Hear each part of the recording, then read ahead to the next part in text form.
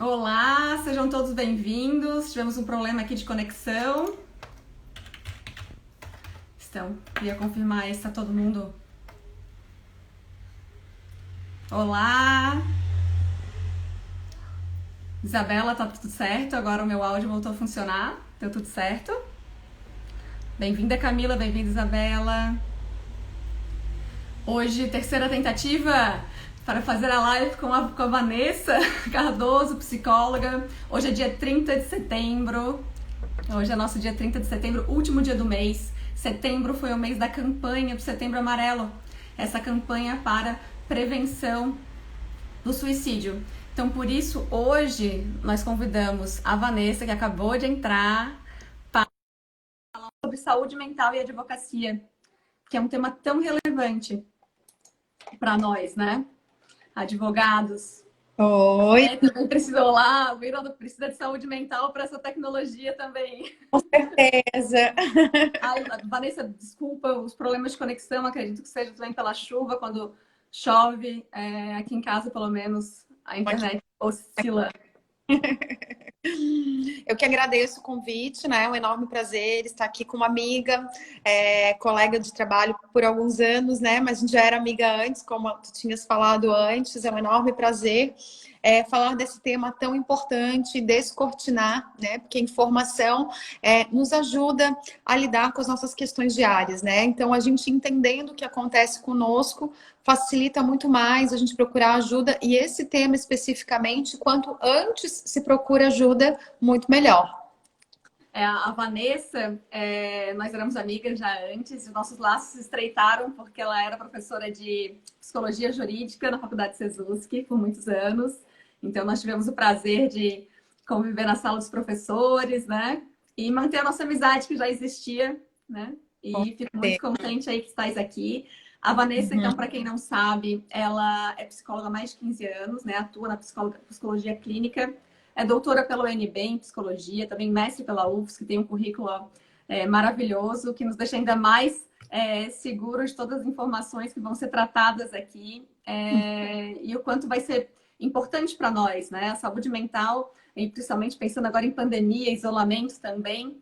Sim, Então, é um tema assim muito relevante, né? extremamente.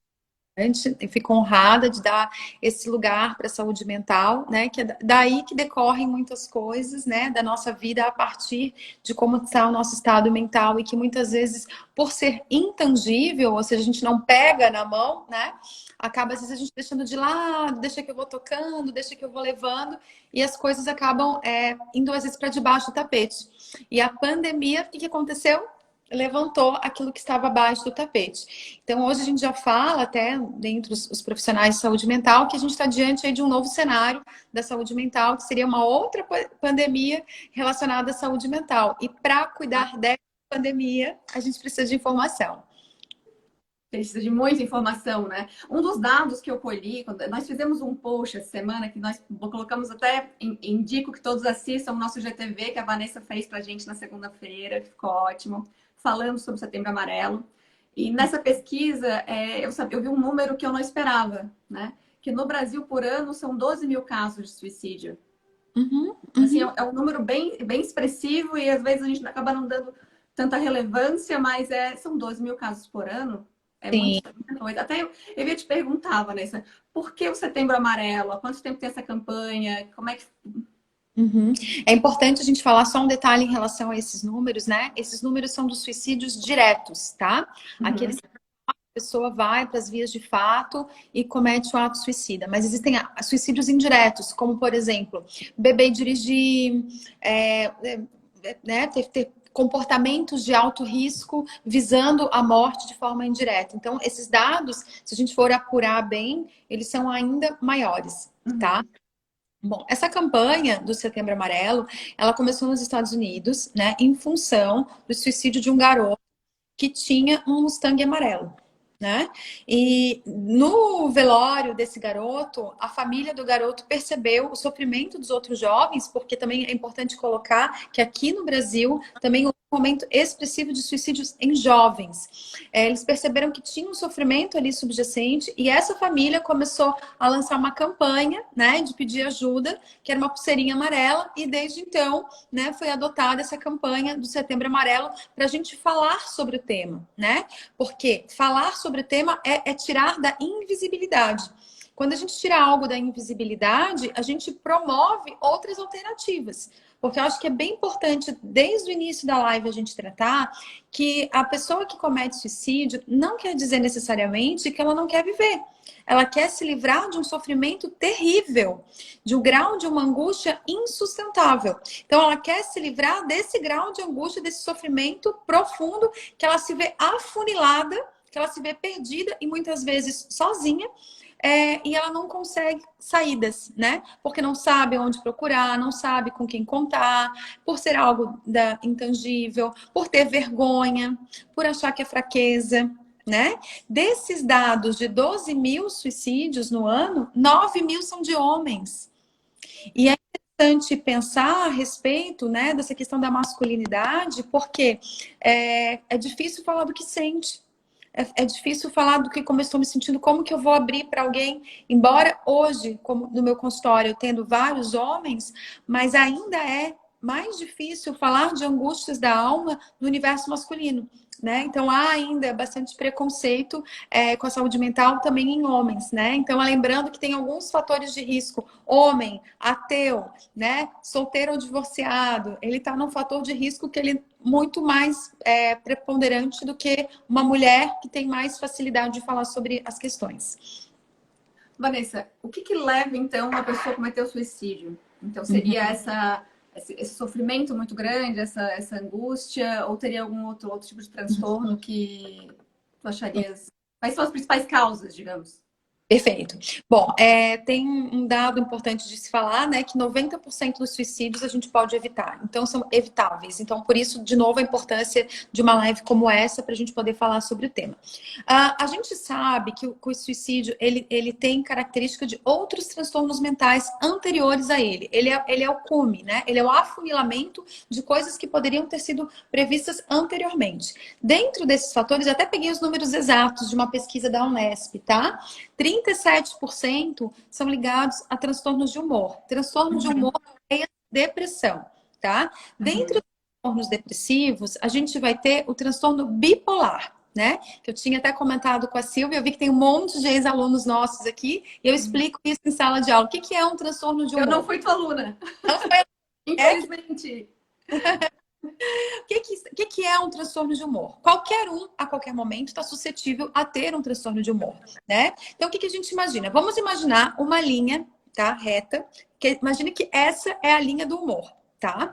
Então, abaixo dessa linha do humor seria a depressão, tá? Bem abaixo, assim, tá? A pessoa, ela começa a ficar sem energia, sem vontade de viver, ela começa a se sentir muito...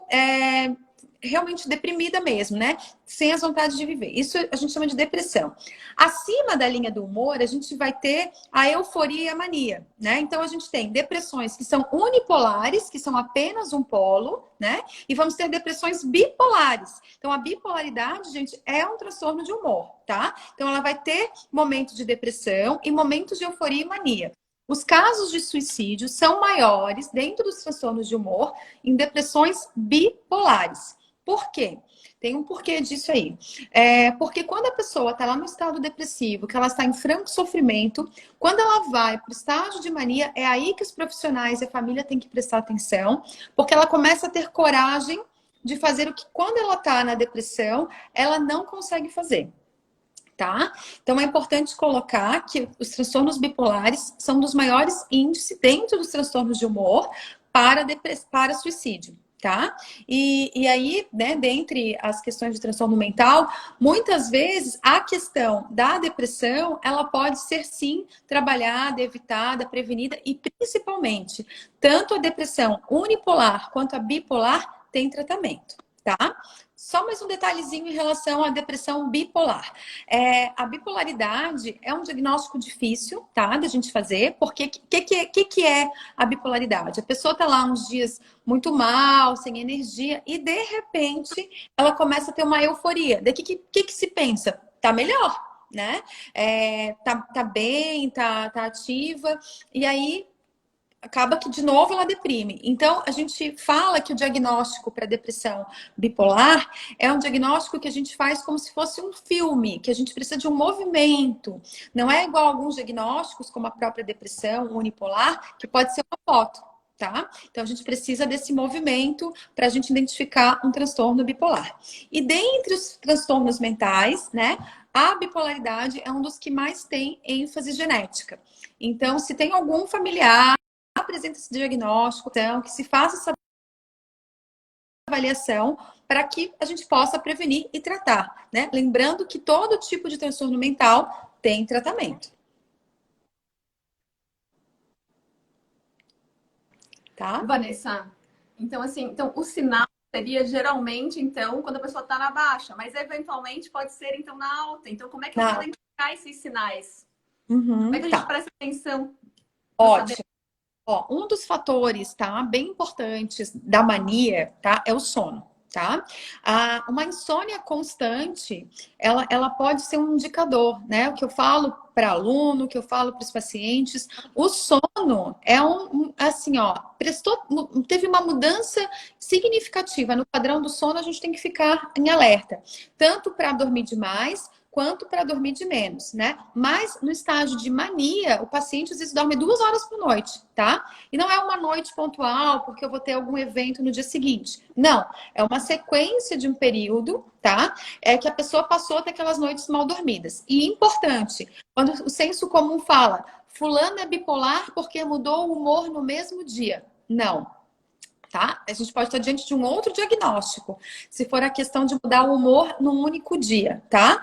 Ou para ser um diagnóstico de bipolaridade, a gente precisa ter um período, tá? Que pode variar de 1, 2, 3 semanas, 1, 2, 3 semanas também na mania, né? Compras excessiva, né? Essa mudança brusca de um estado que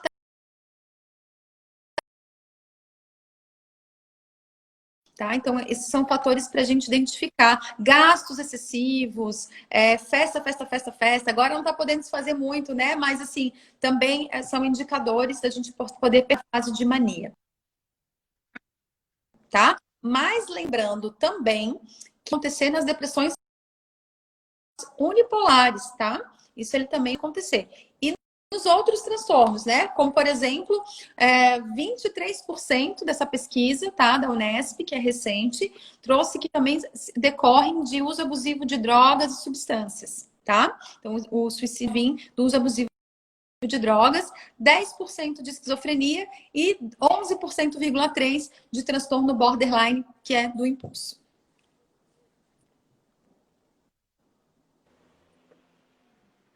Vou desativar os comentários aqui, porque eu acho que a minha internet realmente hoje não está me ajudando. Pachuva, claro.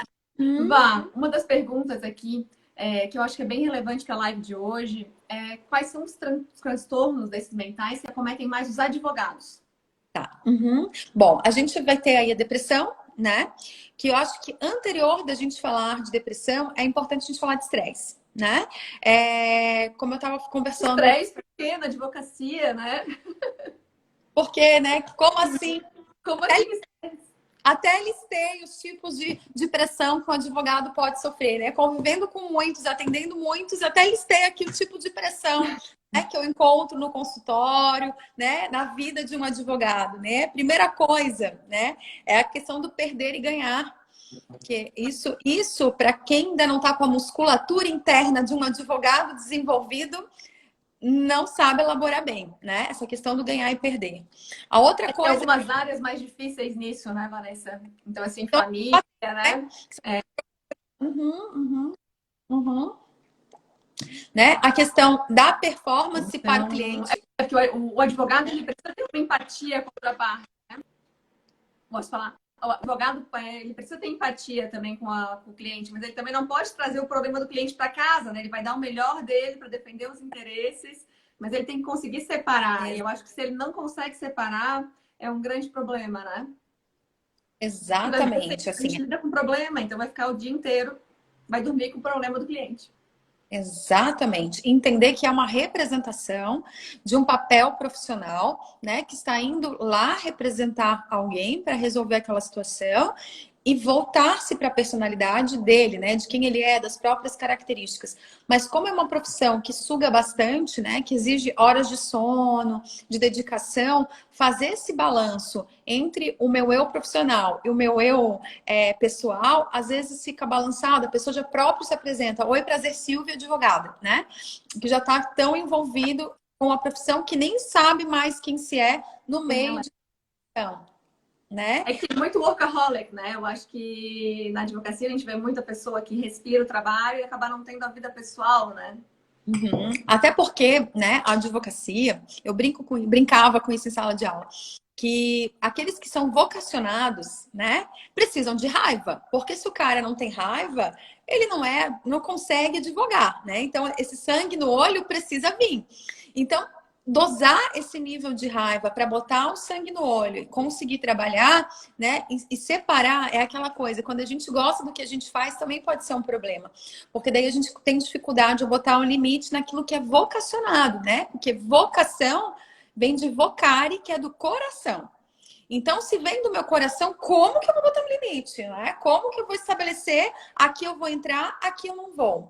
Então, assim, por ser uma profissão com essas características, saber desenvolver esse limite, né? Separar o meu eu do outro, até nesse sentido teve uma pergunta da Alessandra pra gente, né? No sentido de demonstrar frieza. Na realidade, não é demonstrar frieza, é saber até onde vai o papel profissional, né? Às vezes ter muito claro para si, ao acordar de manhã, saber o que me cabe como profissional, quais são as minhas habilidades, né? Eu me envolver até que ponto? Conhecer os limites e estabelecê-los. Por quê, gente? O estresse, né? Ele é uma questão de saúde de pessoas que têm dificuldades com limites, né? De dizer, não, aqui eu não vou, aqui eu não vou me envolver, não vou pegar esse outro cara, né? Para sustentar um estresse. Então, assim, um status, desculpa. E aí acaba tendo dificuldade de estabelecer esses limites, né? Então, entra aí também numa das questões de saúde mental do advogado, o estresse, a síndrome de burnout, né? Que é um estresse específico e laborativo, né? Que envolve a questão profissional, no qual a pessoa tem até um termo que a gente usa na psicologia para falar do burnout, que é o despersonalização, no qual ela deixa de ser quem ela é para ser apenas o advogado, né? Fica 24 horas naquela função e aí o corpo sente, né? Nessa conexão que a gente tem corpo e mente, o corpo vai reclamar. Então, acaba trazendo uma série de sintomas físicos, inclusive, até de querer desistir, né? Então, é nessa hora que entra a questão do limite de dizer, não, né? Aqui eu não vou.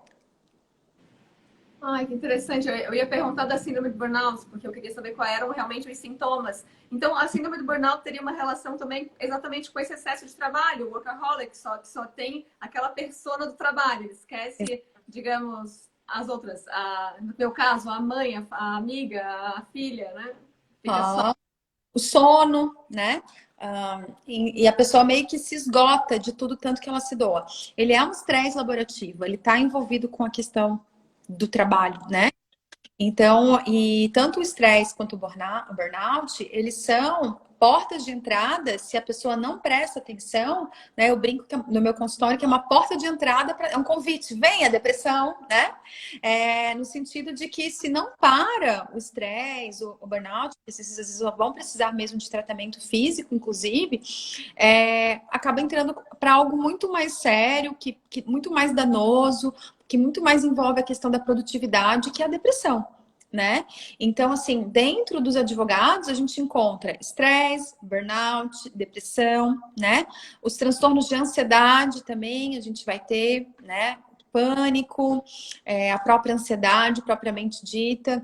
Então, saber gerenciar o estresse e a ansiedade para poder ter uma vida com qualidade, porque por mais que a gente trabalhe muito, nós não somos o nosso trabalho. E eu acho que os gatilhos, aparentemente, está falando os principais gatilhos, então seriam essa pressão que já é bem relacionada com a profissão, né? A questão de ter essa tendência de querer ganhar, de se envolver com o cliente, né? Uhum, uhum. E uma outra coisa que eu acho interessante falar, principalmente de quem advoga mesmo, né? É autônomo só em relação ao vínculo empregatício, né? Porque não tem autonomia de horário, propriamente dito, não tem autonomia, muitas vezes, de quando vai ser a audiência, de como precisa se portar, de como isso vai acontecer. E para a gente ser alguém saudável do ponto de vista emocional, uma das características é a autonomia, né? Então, quando se vê, às vezes, amarrado nos prazos, quando se vê amarrado, às vezes, né, como dos casos que eu atendo, que a maioria são advogados de família, criminal, enfim, na questão das próprias manipulações, às vezes inconscientes dos clientes, envolvendo o advogado na teia das questões do cliente, né? Então, tudo isso não deixa o advogado viver livre, né? Numa liberdade de uma verdadeira autonomia. Então, assim, conseguir estar bem emocionalmente para conseguir identificar isso é do cliente. Eu não vou entrar nesse jogo, né? Porque eles Tem falam. mais uma coisa, né, Vá? Tipo, o advogado, ele às vezes vai ficar se envolver com o problema do cliente, aí vai ficar com raiva da outra parte, vai brigar com outro advogado, vai brigar com o juiz. Só que daqui a pouco ele vai ter mais um cliente, ele vai lidar com o colega dele, vai lidar com o magistrado também, talvez lide até com a outra parte. E ele tem que Exato. entender qual é a função dele. Ele tem que ter empatia pelo problema, sim, mas tem um limite, né? Porque o judiciário, todos os operadores do direito vão continuar os mesmos. Então, aquele colega dele, que depois ele vai ter um outro caso, que ele vai querer fazer um acordo, ele brigou com a pessoa, Tá. não era dele, que era do cliente. Uhum. Daí vem aí da boa-fé, de saber se portar. Exatamente. E isso. E separar tudo isso, né? A Luana Tomazini, professora da FALO, né, minha sócia, ela fez uma IGTV muito interessante sobre isso. Que tipo de colega é você? Então, porque na advocacia, às vezes, começa assim, como você vê o advogado da outra parte como seu inimigo. E não necessariamente. Às vezes, um acordo pode ser bom para as duas partes, né? Com certeza, com certeza. E aí saber os limites internos para saber até onde ir com cada tipo de cliente. Às vezes até recusar um cliente, se for o caso, mas podendo. Mas olha que preço que isso leva, né, para a saúde mental, para chegar num nível de sofrimento profundo de algo que pode ser evitado lá atrás. Né? O tema da live a gente puxa o suicídio, que é um sofrimento extremo, né? Que passa pela despersonalização, de um sofrimento isolado. Como assim eu vou pedir ajuda para os colegas, se são meus concorrentes, né? A quem que eu posso recorrer numa hora dessa? Que profissionais que eu procuro? Então a gente está aqui, né? Como profissional da saúde mental, como psicóloga. Teve uma colega psiquiatra aí que entrou, sabendo que nós estamos cuidando dessa saúde mental. E uma das questões mais importantes é a pessoa reconhecer que ela precisa de ajuda, né? Porque quando reconhece ajuda, já quebrou o estigma, a gente já tem aí uma super possibilidade de um resgate de uma saúde mental. Então, sentiu que o sono está alterado, que a alimentação está fora do padrão, porque por causa dos prazos, das coisas que precisam ser feitas, né? A família já foi para um outro lugar, né? No sentido psicológico e às vezes real. Como que eu vou agora cuidar de mim? Né? Eu acho que é um pouco nesse sentido. Até a gente entra num dos pontos que a gente queria conversar contigo, é como gerenciar o estresse, porque eu acho que o estresse é um dos gatilhos para desencadear futuramente a depressão e eventualmente o suicídio. Como a gente gerencia esse estresse todo? Perfeito. Eu gosto bastante da terminologia gerenciar estresse e não de controle de estresse, tá? Porque controle, por exemplo, a ansiedade, ela é um transtorno que ele é a doença do controle, né? Pessoas que tendem a ser mais controladoras tendem a ser mais ansiosas, né? Então, assim, a gente poder falar de gerenciar estresse, a gente também já começa a trazer uma suavidade. Porque controlar o estresse, a gente vai querer controlar coisas em caixinhas. E aí a gente pode estar, às vezes, mergulhando no mais do mesmo, né? Então, como que a gente pode gerenciar o estresse? Hoje, a gente tem vários pratinhos para segurar, né? Então, por definição, o estresse, né, é a gente carregar uma carga maior do que a gente pode dar conta. O problema é que, às vezes, a gente só se dá conta quando a carga já ultrapassou muito aquilo que a gente dá conta, né? Então, o autoconhecimento para saber até onde se pode ir é extremamente necessário. né? E reconhecer dentro de uma maturidade que às vezes o que eu vou dar conta não é o que a Silvia vai dar. Às vezes a Silvia pode trabalhar 3 turnos e ela fica linda, maravilhosa. Eu preciso de 2, né? Então, reconhecer limites dentro da minha realidade. Então, começa a gente falar de gerenciamento de estresse, de reconhecer os seus limites e, principalmente, essa palavra-chave que eu vou falar agora, saber fazer escolhas. Tá? A gente saber fazer escolhas pode parecer algo muito simples, banal e coloquial, só que não. Tá? Uma pessoa adulta e madura emocionalmente, ela consegue bancar e sustentar as escolhas, tá? Porque uma pessoa mais insegura, não sabe muito o que ela não se conhece, hoje ela escolhe A, aí amanhã muda o vento, ela escolhe B, né? Então, assim, sustentar as escolhas, maturar as escolhas, faz parte de um ser humano adulto, maduro emocionalmente. E aí também já começa uma outra chavinha para gerenciar o estresse. E na hora que eu faço uma escolha, automaticamente eu faço o quê? Eu solto outras coisas. E esse soltar é muito difícil, né? Saber o que que eu vou soltar, o que que eu não vou prestar atenção na hora que eu estou soltando algo, né? Então, na hora que eu solto algo, eu tenho que soltar. Porque o que que acontece? Eu tô aqui segurando algo e quero soltar e fico ali de olho, eu vou continuar estressada, porque eu vou continuar carregando um peso além do que eu posso suportar. Então, assim, a gente conseguir viver genuinamente essa escolha também são características, né? E se perceber, né, Silvia, eu sei que agora a Silvia está meditando também, e se perceber ao longo do dia. Porque muitas vezes chega alguém no meu consultório, né, ou até mesmo online, e me diz assim: nossa, eu nem almocei, nem percebi.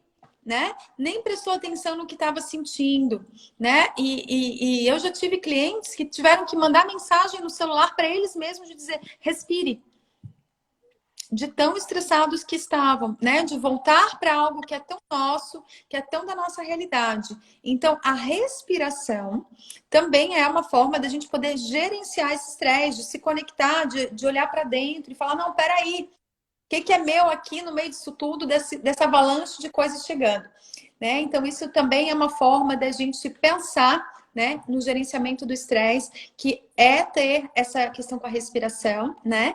E, de novo, questão da atividade física, que eu sempre vou dizer como algo importante, fundamental, para a gente ter um corpo forte para enfrentar as adversidades, né? Mas não é daquele ponto de vista fitness, né? Que é treinar todo dia. É do ponto de vista da saúde mesmo, né? Do que o corpo precisa. Porque a gente também vai ter pessoas com excessos, né, de treino e atividade física, e isso também gerando um estresse. Com o corpo e a mente sã, eu acho que fica mais fácil para conseguir entender aonde que eu tenho que dizer não, quais escolhas que eu tenho que fazer.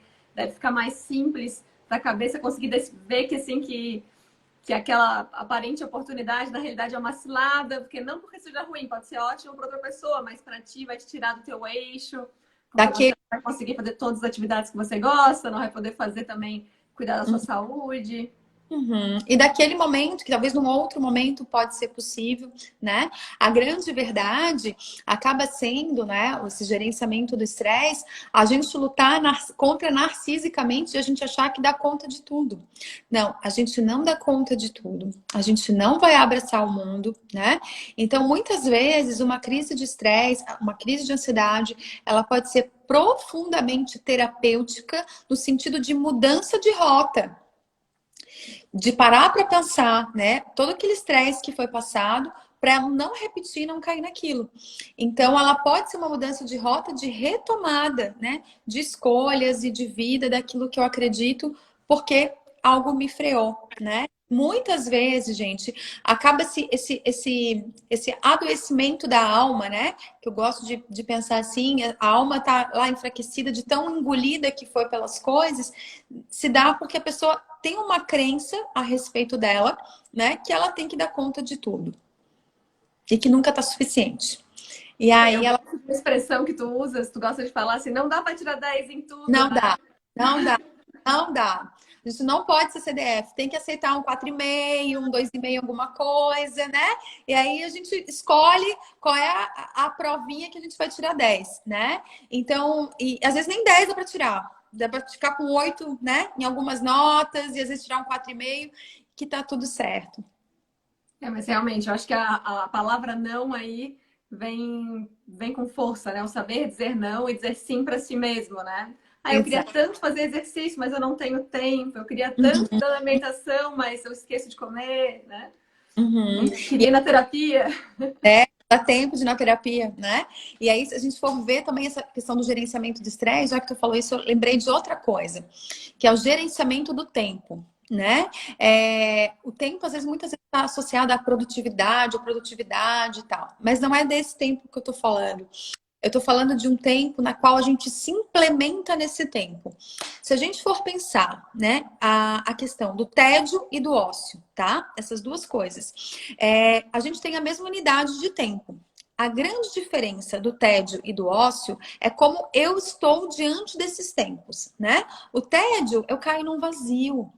Eu estou num caminho de solidão no qual eu não me reconheço. E muitas pessoas, porque existe também, Silvinha, a depressão ansiosa, acabam se ocupando de muitas coisas para não entrar em contato com esse mundo interno delas, por medo de cair no tédio, né? Então acaba adoecendo por medo de cair nesse vazio. Ao passo que, né, a gente vai ter a mesma unidade de tempo, a mesma coisa, e a gente vai ter o ócio, no qual a gente se permite a não fazer nada.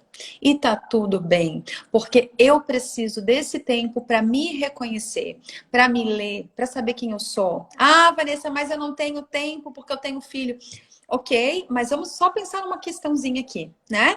Foi feita uma pesquisa em 2009, não tinha nem Instagram ainda, tá? Então acredito que esses números são bem maiores. O quanto de tempo que paulistas, tá, na idade produtiva, entre 20 e 35 anos, ficavam no Facebook.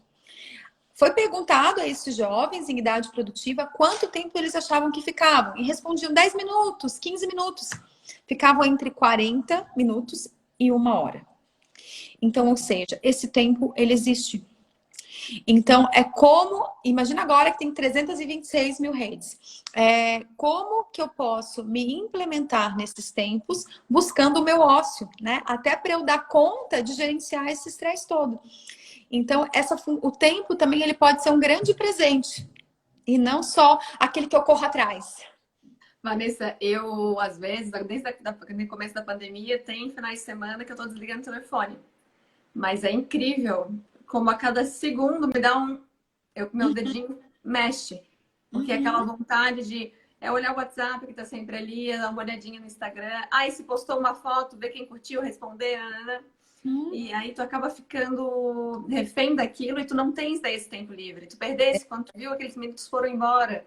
Então, Oh, não tenho tempo para ler, eu não tenho tempo para ver um seriado, fazer uma coisa legal com a minha família.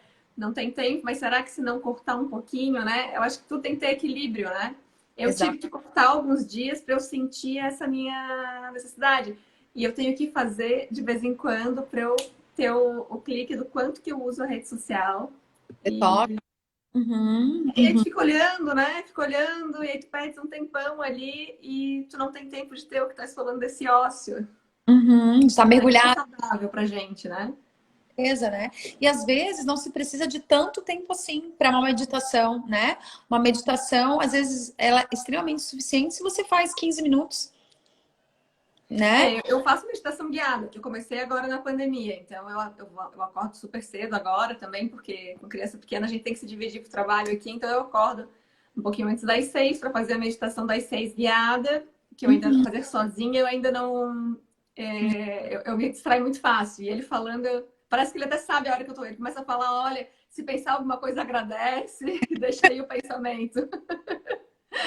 E tem me feito também fazer isso todo dia. Daí, final de semana, às vezes eu não acordo tão cedo, daí eu uso o aplicativo. E tem me feito Ai, super bem. A pandemia foi, eu acho que difícil para todo mundo e eu acho que tem muita relação com tudo isso, a pandemia e o isolamento, né? Com o que a gente está falando hoje. assim, né, a meditação, eu tinha um professor de yoga que ele falava assim, que quando a gente encontra o nosso espaço interno, é como se a gente fosse no meio do caos achar o nosso spa, né? Então, assim, quanto mais a gente exercita e saber que ali dentro a gente vai encontrar a nossa essência, da onde a gente vai partir as coisas, a gente encontrar o nosso spa. né? E a gente só sabe o caminho quando a gente tenta muito, Silvia. É um super treino. Eu ainda tem dia que eu falho também bastante, tem dia que dá certo, tem dia que não dá. Então, assim, mas ter esse espaço interno e reconhecer para que isso, né, seja um foco de vitalidade, né?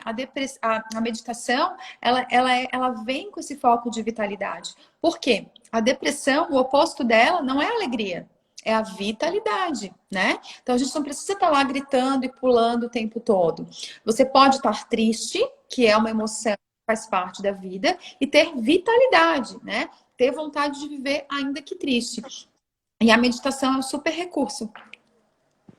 Vanessa, tens alguma uma recomendação agora que a gente está em vias de melhorar o isolamento, o pessoal já está abrindo um pouquinho, com relação a esse retorno aí e a saúde mental? Ai, super legal a pergunta. Eu acho que ir com calma, né? Respeitar o seu tempo, porque assim como lá no início da pandemia, a gente teve que adaptar não só o nosso corpo físico, mas o nosso cérebro para essa nova situação, né? Os caminhos do nosso cérebro ficaram aí 7, 8 meses dentro de casa, trabalhando no computador. Então, assim, para a gente voltar, né, para nossa vida fora de casa, por assim dizer, a gente também vai precisar de uma nova adaptação.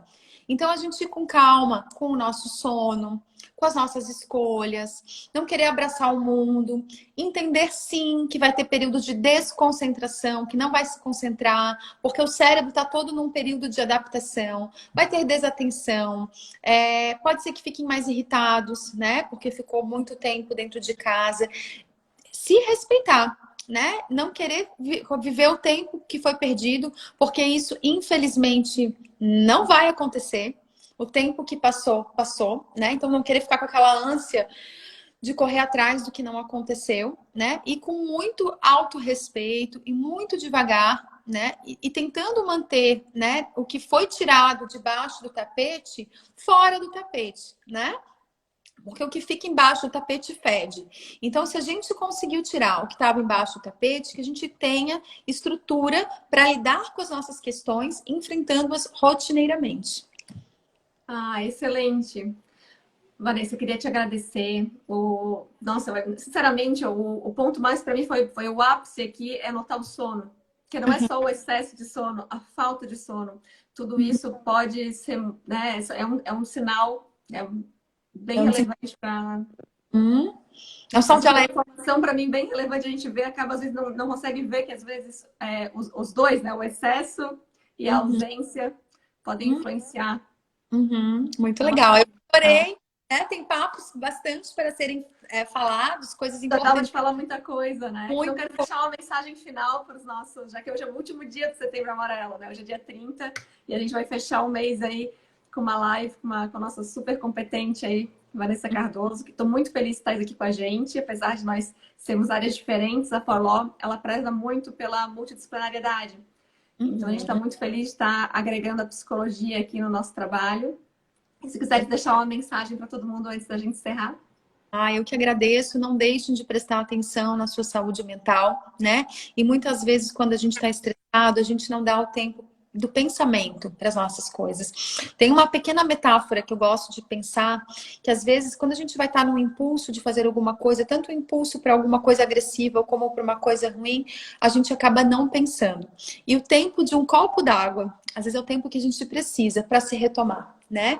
Então, a principal mensagem é, né, desse tempo de retomada para você, busque informações, não se intimide, né? Importante falar que para o suicídio a gente tem um trabalho lindo e maravilhoso do CVV, que é o Centro de Valorização da Vida, que é o canal que fica 24 horas no ar, que tem o telefone 188, né? Então é muito importante. Temos aí uma série de informações, os nossos Instagrams, nossos telefones, né? Para a gente não deixar que a coisa se estenda, que a coisa logo seja eliminada, porque 90% dos suicídios poderiam ser evitados, então tem muita vida aí que foi ceifada antes do tempo e que a gente pode evitar. Vamos prestar atenção aí para honrar a nossa campanha de Setembro Amarelo, né? Que tem no mundo inteiro, né? inteiro. Muito importante. Vanessa, muito obrigada. Então vamos encerrar a nossa live e espero que te encontrar mais vezes por aqui. Com certeza, será um prazer. Tchau, tchau, pessoal. Obrigada pela audiência de todo mundo. Espero que tenham gostado.